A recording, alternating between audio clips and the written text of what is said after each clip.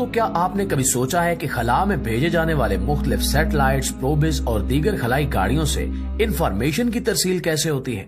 इंसान ने साइंस के शोबे में इस हद तक तरक्की कर ली है कि अब हमारा भेजा हुआ सबसे ज्यादा दूर मौजूद सैटेलाइट हमारे निजाम शमसी से भी बाहर निकलने वाला है। इसी दौरान साइंसदानों पे कुछ ऐसा इंकिशाफ हुआ जिसने इन्हें हैरान और परेशान करके रख दिया। साइंसदानों को एक ऐसा सिग्नल मिला है जिससे वो ये सोचने पर मजबूर हो गए हैं कि क्या इस खला में हमारे अलावा भी कोई आबादी मौजूद है या नहीं। ये दरियाफ्त कैसी है और हम सिग्नल्स की तरसील कैसे करते हैं और साइंसदानों ने खलाई मखलूक के आसार को कैसे पकड़ा, आज की इस वीडियो में हम यही कुछ तफसील के साथ डिस्कस करेंगे। प्यारे साथियों, इंसान ने कम्युनिकेशन और इंफॉर्मेशन को एक जगह से दूसरी जगह पहुंचाने के लिए सबसे पहले टेलीग्राफ की तारों का सहारा लिया था, जिसमें करंट के मुख्तलिफ वक्फों और उनकी शिद्दत के लिहाज से इंफॉर्मेशन को एक जगह से दूसरी जगह भेजा जाता था। इसके बाद यही काम टेलीफोन की तारों से लिया जाने लगा और फिर टेलीफोन की तारों से होता हुआ ये काम फैक्स तक पहुंच गया, जिसमें एक पूरा डॉक्यूमेंट इन तारों के जरिए से भेज दिया जाता था और वो अपनी मंजिल पर पहुंचकर खुद ब खुद प्रिंट हो जाता था। इसके बाद रेडियो कम्युनिकेशन का दौर आया और ये दौर अब तक किसी हद तक भी मौजूद है। इस दौर में साइंसदानों ने रेडियो वेव्स यानी इलेक्ट्रोमैग्नेटिक वेव्स की मदद से इंफॉर्मेशन को एक जगह से दूसरी जगह भेजना शुरू कर दिया। आज आप जो एफएम रेडियो सुनते हैं वो भी इसी टेक्नोलॉजी का एक शाहकार है।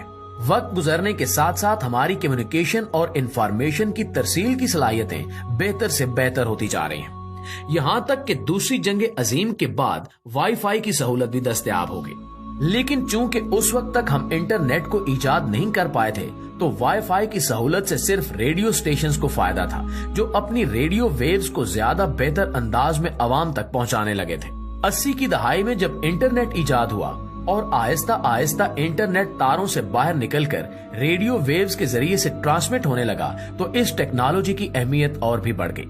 आज हम सब लोग वाईफाई के नाम से वाकिफ हैं। यहाँ तक कि वाईफाई हमारे अपने फोन्स में मौजूद होता है।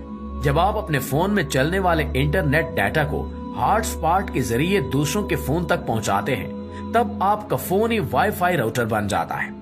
चंद साल पहले तक वाईफाई के साथ लगने वाली इंटरनेट की तारें आम सी तारें हुआ करती थी और इनमें से डाटा की तरसील का रेट भी कुछ ज्यादा तेज नहीं था।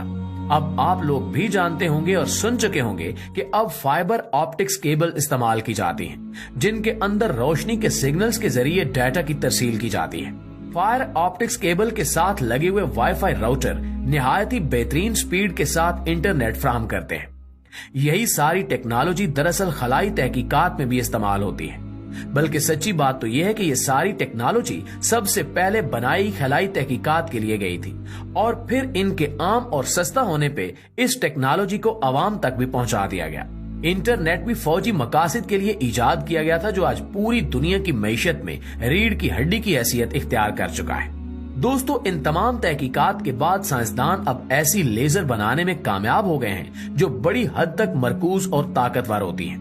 यही लेजर्स हैं जिन्हें फाइबर ऑप्टिक्स केबल्स में भी इस्तेमाल किया जाता है और खलाई तहकीकात के दौरान इंफॉर्मेशन की तरसील के लिए भी इस्तेमाल किया जाता है। रोशनी की लहरों पे मुश्तमिल ये लेजर हमारे डाटा के हिसाब से 1 सेकंड में करोड़ों बार जलती बुझती हैं और इनकी मदद से पैदा होने वाले सिग्नल्स को दूसरी जानिब मौजूद रिसीवर इनको असल डाटा की सूरत में कन्वर्ट कर देता है।